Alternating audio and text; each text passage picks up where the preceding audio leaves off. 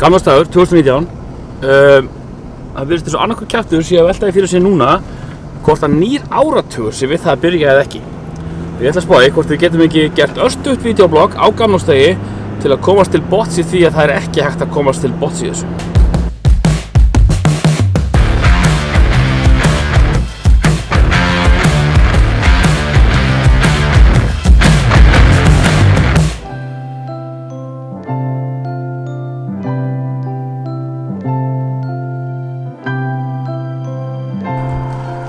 Svolítið skemmtilegt að koma í svona afmæli hérna í sveitinni vegna þess að það er allt morandi í hænum hérna, silkihænum og landnámshænum og hver veit hvað.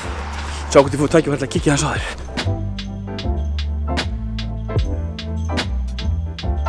Já, sko það er alveg kjörið að ræða þetta einmitt núna því að ég var að koma hérna í sveitina í 60 afmæli og þegar við tölum um afmæli eins og til dæmis 60 afmæli þar sem maður kemst á 70-aldur þá er það alveg hárrétt. Þú ert komin strax og þú verður 60, þá ertu komin á 70-aldur. Og ég talaði um þetta hérna í vídeobloggi þegar ég var að byrja að vlogga hérna fyrir rúm ári síðan. Vegna þess að strax og þú ert búin að fylla 70 árin, þá byrja að tikka sekundur, dagar, vikur, mánuðir af næsta ári sem er fyrsti tíminn sem byrjar að telja á 8. áratugnum þínum.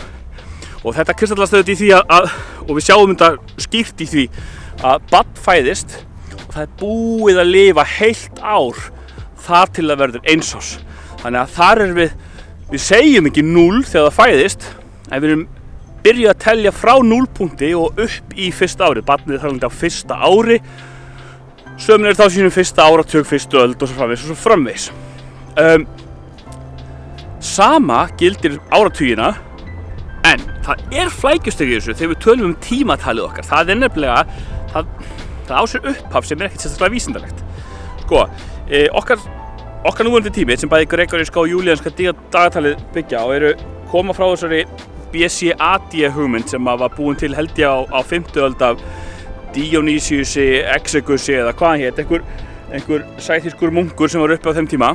Og sko, vandinn við það var að hann þekkti ekki 0. Þannig að, allavega sýndar ekki að þekkti 0.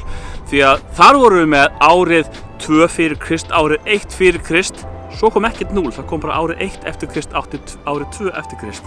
Sem þýðir að burt sér frá því hvort að það er stærðfræðilega rétt, eins og ég reyndar aðhyllist, að telja áratugi þannig að nýr áratugur hefjast á 0, þannig að þetta er bara eitthvað sem tölvunarfræðin kenndi okkur á sínum tíma, að þá er það bara þannig að fyrsta árið í tímatalinu okkar var árið 1, sem þýðir að það er ekki búinn heill áratugur fyrir að áriðinu 10 er lokið. Eins dapurt og það er.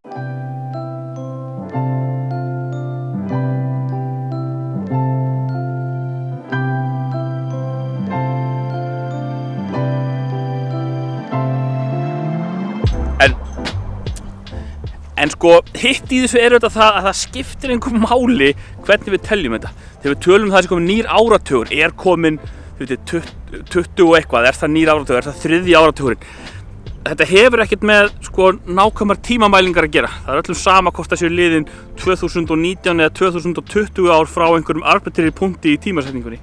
Það sem skiptir máli er svona ákveðin, svona samvitund þjóðfélagsins, ákveðið zeitgeist, að okkur finnst eitthvað merkilegt hafa gerst, okkur finnst eitthvað hafa breyst þegar einhverjum svona tímamótum er náð. Og ég held að það sé alveg óumflýjanlegt að það er núna. Þegar við förum úr 1920, það er einhver upplifun fólks í samfélaginu að við séum að stíga inn í einhverja framtíð. Og ég held að það sé eina sem skiptir máli í þessu, allavega fyrir minn smekk. Hins vegar, ef við tökum eiginlegu talninguna, þá skiptast áratugirnir á 2021 vegna þess að það er fyrst þá sem að þessi fjöldi ára er liðinn af því að Dionysius kunni ekki að telja 0. Vísindalega, sérstaklega tölum aldur og fólki, þá sjálfsögðu hefst nýr áratugur á 0. Herri, ég veit ég sagði gleðilegt ár í síðasta vloggi en mér langar bara svo aðeins að nefna þetta því að mér langar líka bara aðeins að fara aðeins út með myndavélina svona fyrir gamlárskvöldi. Það sem það er gamlársdagur. En ég ætla að fara tilbaka og taka aftur þátt í samkvæminu, segi bara aftur gleðilegt ár.